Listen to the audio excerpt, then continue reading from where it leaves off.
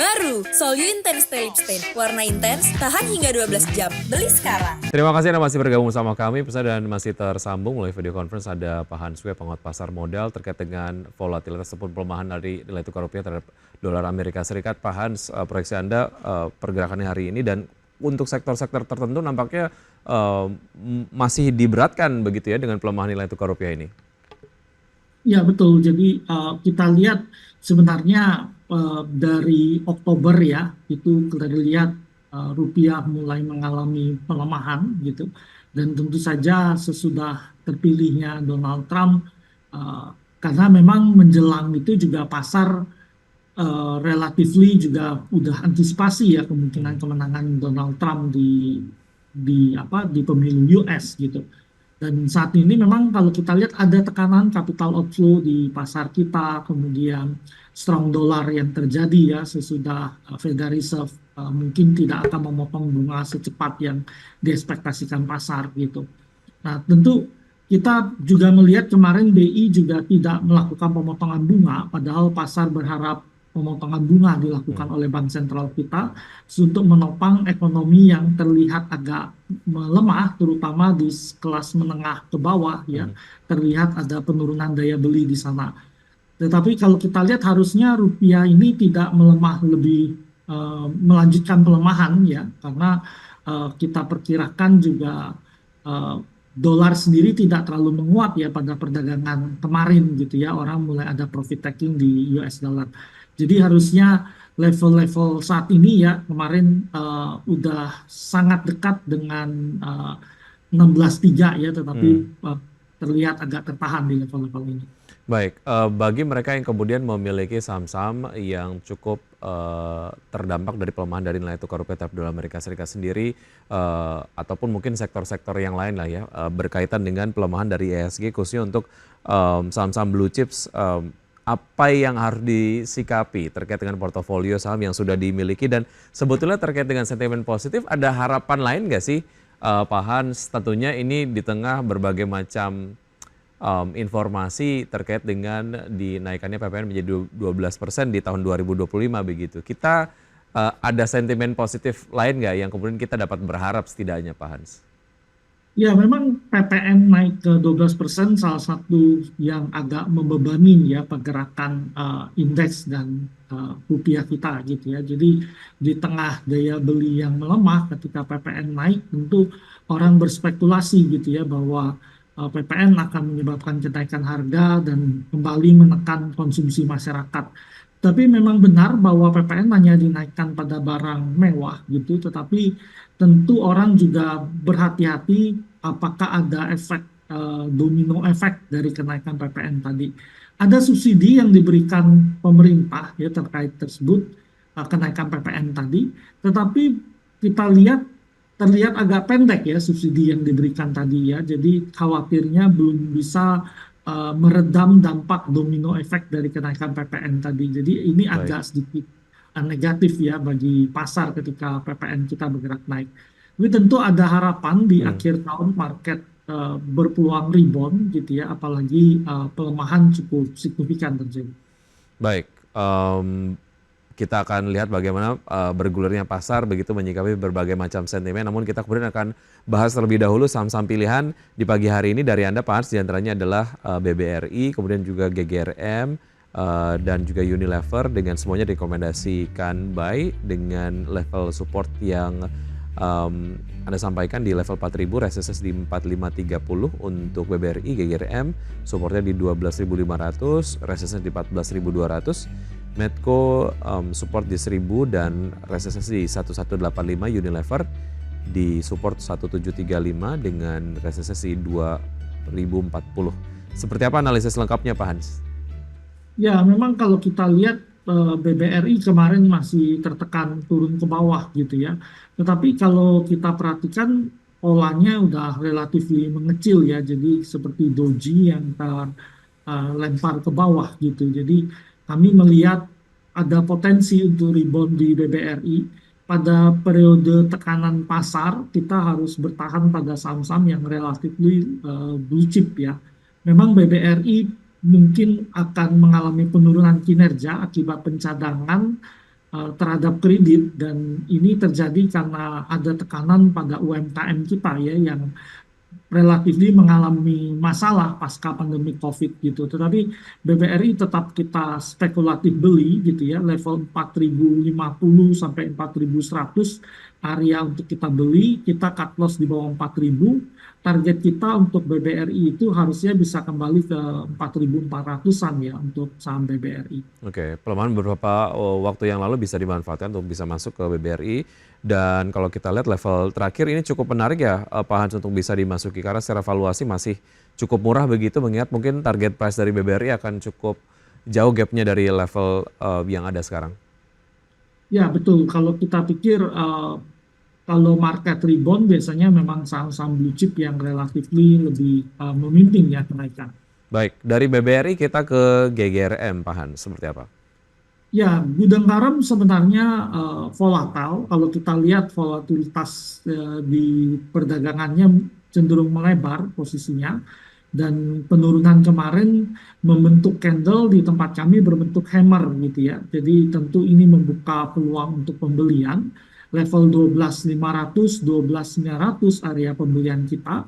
Kalau dia bergerak turun lebih jauh di bawah 12.300, kita mungkin akan cut loss dulu.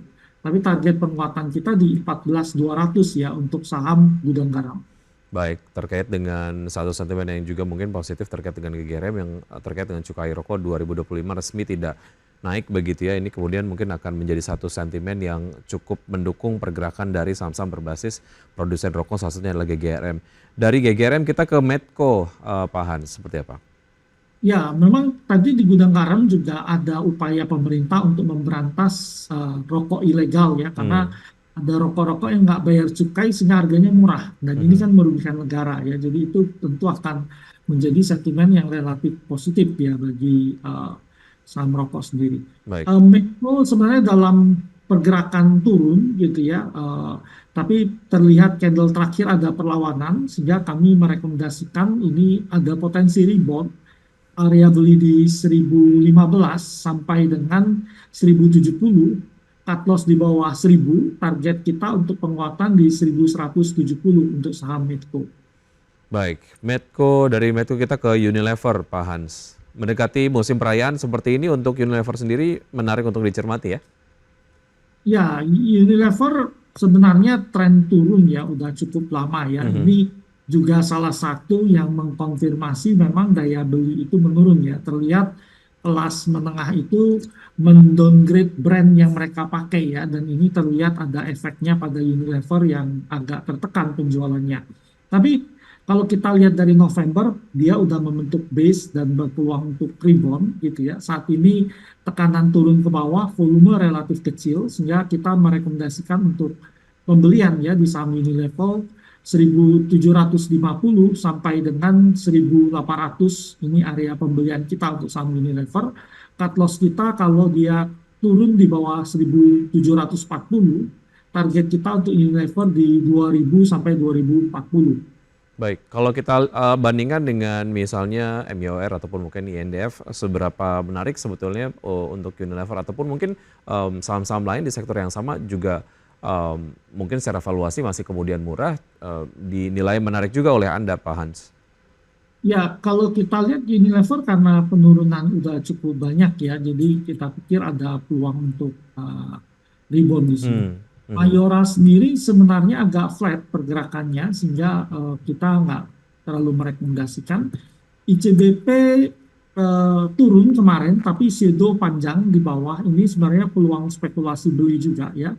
10.900 sampai dengan 11.200 ini sebenarnya area yang cukup bagus untuk pembelian ICBP juga ya, karena biasanya big cap itu yang kalau ada window dressing terjadi mereka yang berpotensi untuk rebound. Baik, itu tadi dia saham-saham yang direkomendasikan oleh Anda, Pak Hans, dan juga di analisis begitu ya, disampaikan analisis lengkapnya untuk Anda, pemirsa dari IDX Channel. Kalau kita lihat mengenai saham yang biasanya menjadi pegangan lah di tengah ketidakpastian dan juga mungkin bisa dipertahankan begitu di tengah pertumbuhan ataupun mungkin pergerakan yang cukup membuat deg-degan belakangan Pak Hans. Sebetulnya sektor apa saja dan mungkin kalau memang Anda ingin bicara spesifik mengenai saham-sahamnya, apa saja kira-kira? Ya, biasanya kalau di akhir tahun market relatif terkoreksi seperti ini, nanti kalau seandainya kondisi global eh, tidak turbulensinya turun, biasanya ada potensi window dressing dan Hmm, biasanya yang diangkat itu tentu saham-saham blue chip ya yang ya, capnya. Nah, saham seperti BBCA ini salah satu yang bisa kita pertimbangkan. Selain itu ada saham Bank Mandiri, ya selain BBRI tadi ya, kemudian kita juga bisa melirik seperti BBNI ya, ini saham-saham yang lumayan terkoreksi cukup banyak dan mhm, membuka peluang untuk melakukan akumulasi beli. Nah, baik, saham seperti Telkom juga kalau kita lihat kembali lagi menguji level bawahnya ya di 2.500-an ini juga menarik untuk kita beli.